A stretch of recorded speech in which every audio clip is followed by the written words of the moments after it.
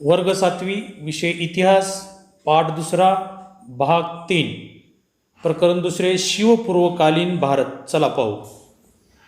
वर्ग 7वी विषय इतिहास या इतिहासाच्या पुस्तकातील आपला दुसरा पाठ सुरू आहे.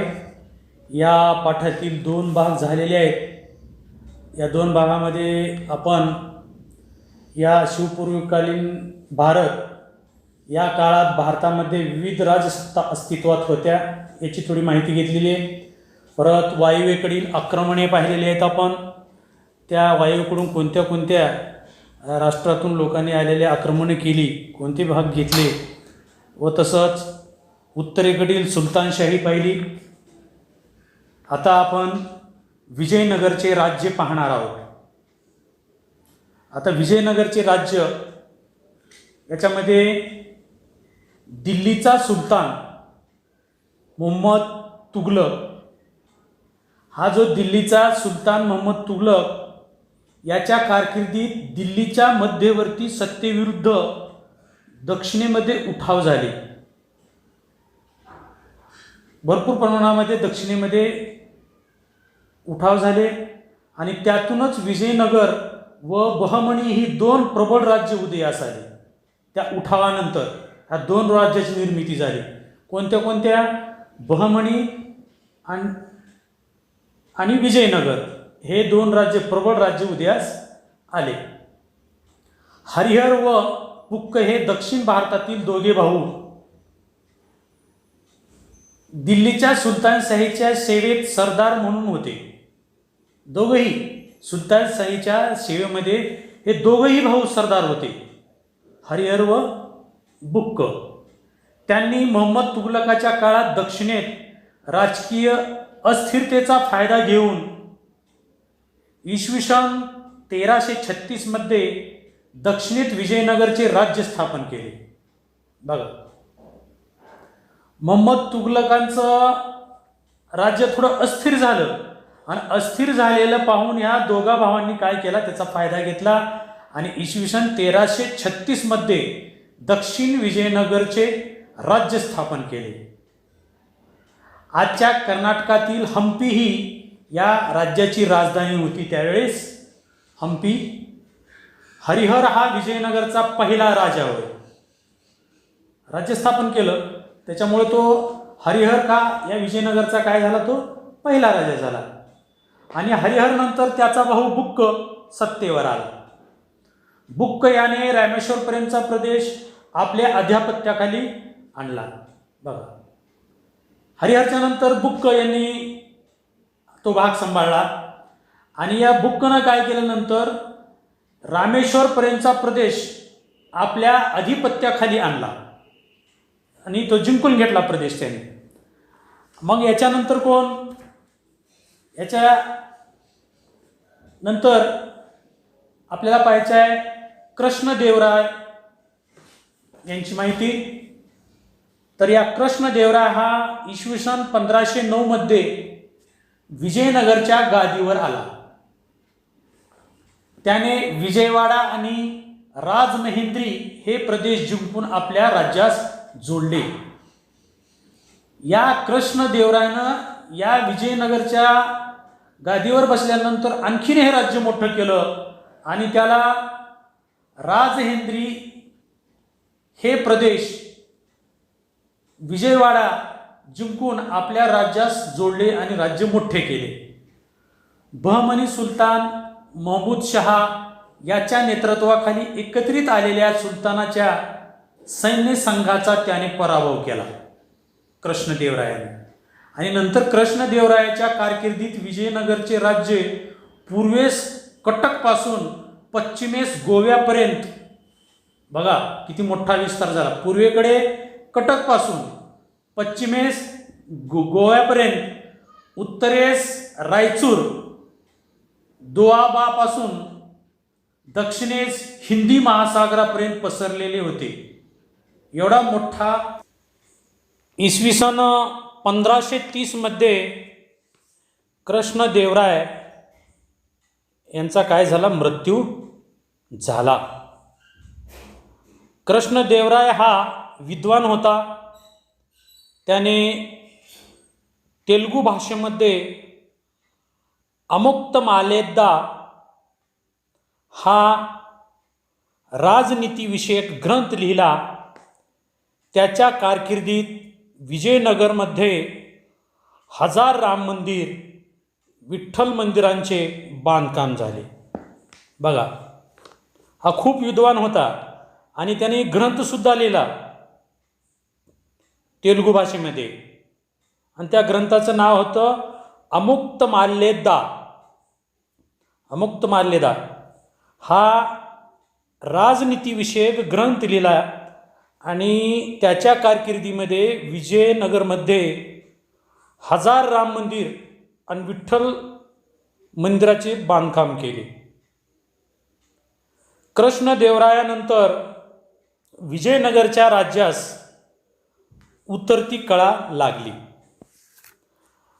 आजच्या कर्नाटक राज्यातील तालिकोट येथे एकीकडे आदिलशाही, निजामशाही, कुतुबशाही, बरीदशाही आणि दुसऱ्या बाजूला विजयनगरचा राजा रामराय यांच्यात इसवी सन 1565 मध्ये लढाई झाली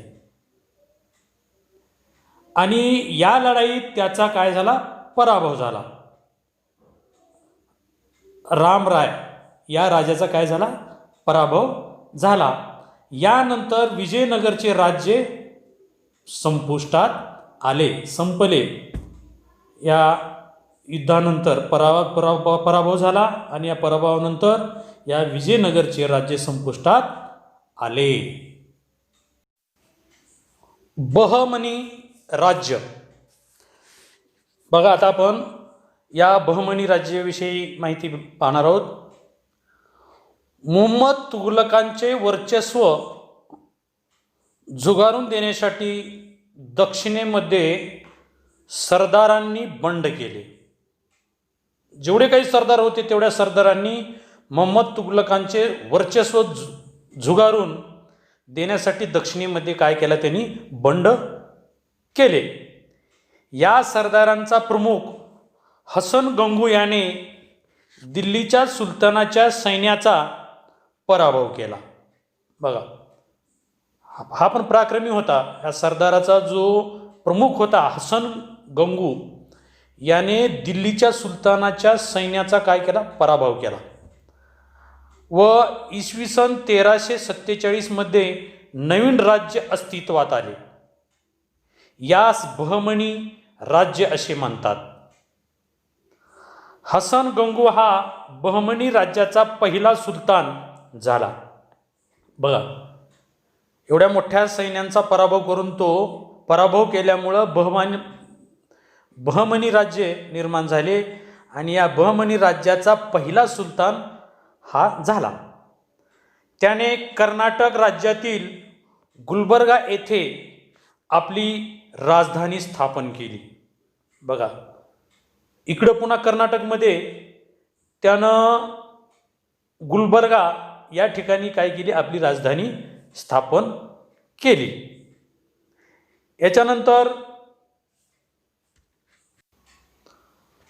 याच्यानंतर महमूद गावान हा बहमनी राज्याचा प्रमुख वजीर व उत्तम प्रशासक होता.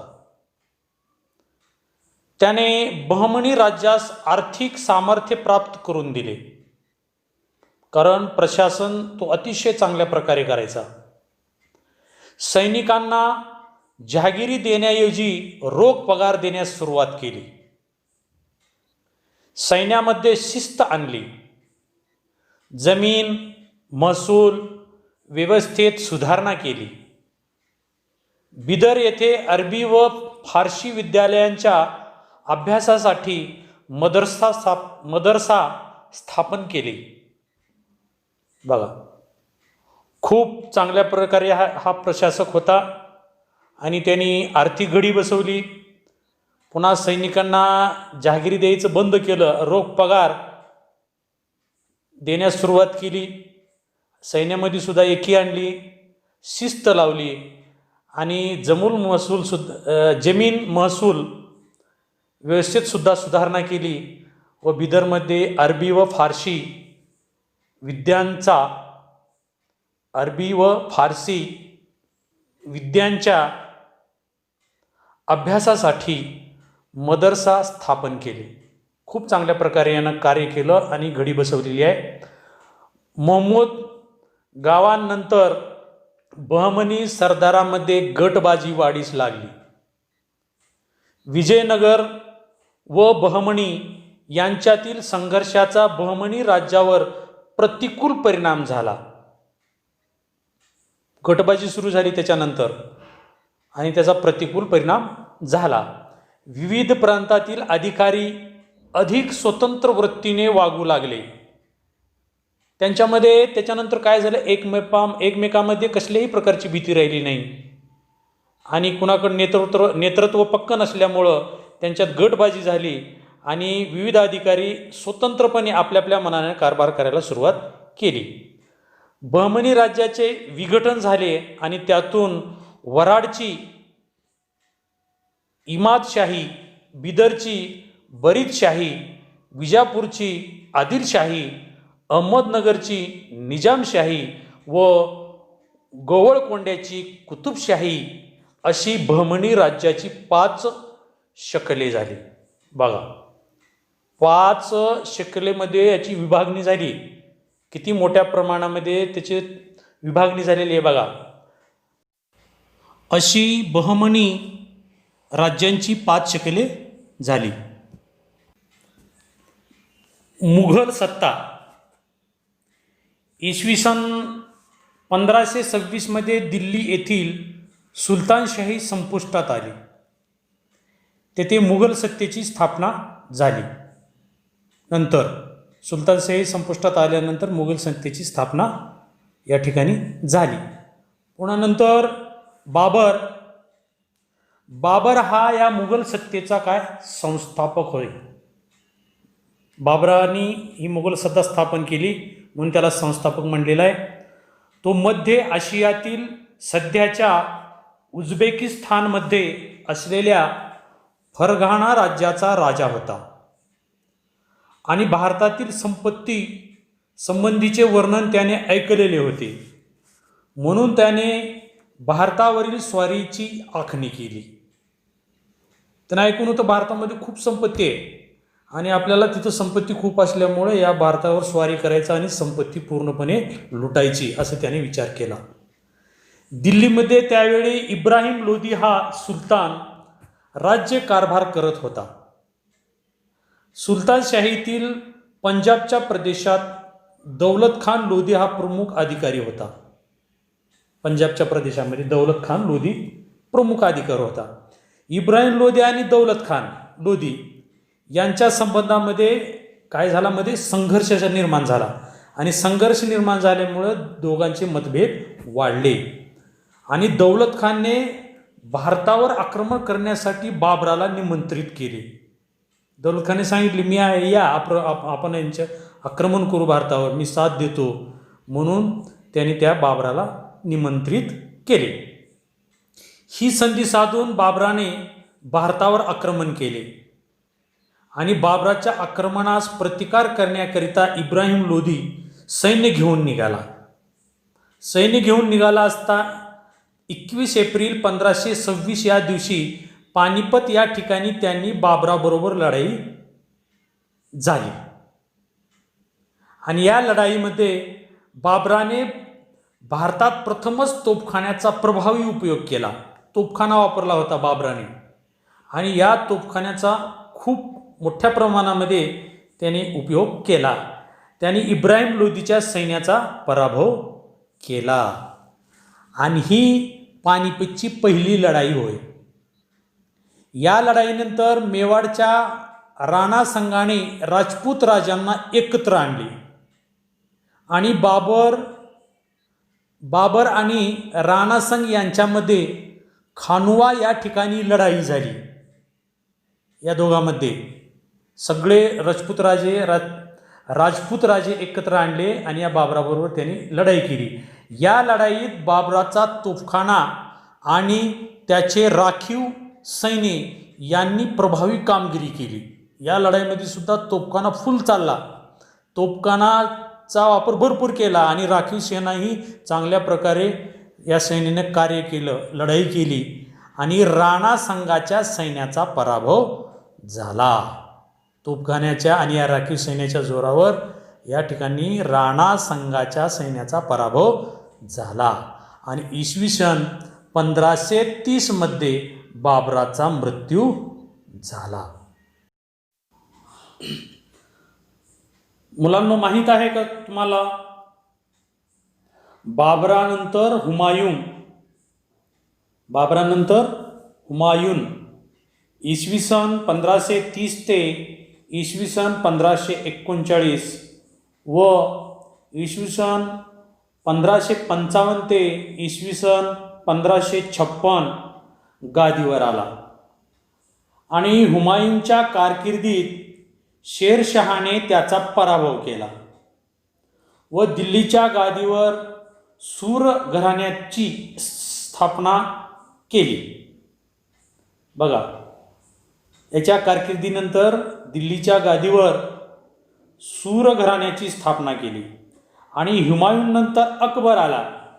अकबर कोणत्या काळामध्ये? इसवी सन 1556 ते इसवी सन 1605 गादीवर आला. अकबर व हेमू यांच्यात इसवी सन 1556 मध्ये पानिपत येथे लढाई झाली. ही पानिपतची दुसरी लढाई होय. संपूर्ण भारत आपल्या एकछत्री अंमलाखाली आणण्याची त्याची महत्त्वाकांक्षा होती आणि अकबरानंतर जहांगीर हा इसवी सन 1605 ते इसवी सन 1628 हा सम्राट झाला. त्याच्या कारकिर्दीत त्याची पत्नी नूरजहान हिने प्रभावी कामगिरी बजावली. जहांगीरानंतर शहाजहान इसवी सन 1628 ते इसवी सन 1658 सम्राट झाला. शहाजहानानंतर औरंगजेब इसवी सन 1658 ते इसवी सन 1707 हा दीर्घकाळ सम्राट होता. त्याच्या मृत्यूनंतर मुघल साम्राज्य खिळखिळे झाले. या शहाजहानानंतर औरंगजेब हा दीर्घकाळ सम्राट होता आणि त्याच्या मृत्यूनंतर मात्र मुघल साम्राज्य खिळखिळे झाले. अकबर हा मुघल घराण्यातील सर्वात कर्तबगार राजा होता. खूप कर्तबगार असा राजा होता अकबर. आणि अकबराने भारत स्वतःच्या एकछत्री अंमलाखाली आणण्याचा प्रयत्न केला. त्याची खूप मोठी इच्छा होती, पूर्ण भारतावर आपली सत्ता राहिली पाहिजे, सर्व भारत आपल्या सत्तेखाली आला पाहिजे. एकछत्री अंमलाखाली आणण्याचा त्याने असा प्रयत्न केला. तेव्हा त्याला विरोध झाला. महाराणा प्रताप, चांद बीबी राणी, दुर्गावती यांनी अकबराविरुद्ध केलेला संघर्ष उल्लेखनीय आहे. या अकबराला खूप यांनी टस्सल दिली, यांच्याबरोबर खूप संघर्ष केला. मुलांनो, या आपला दुसरा पाठ शिवपूर्वकालीन भारत या पाठामध्ये आपण आता या ठिकाणीच थांबू आणि पुढील भाग हा आपला पुढील तासामध्ये आपण पाहूया. धन्यवाद.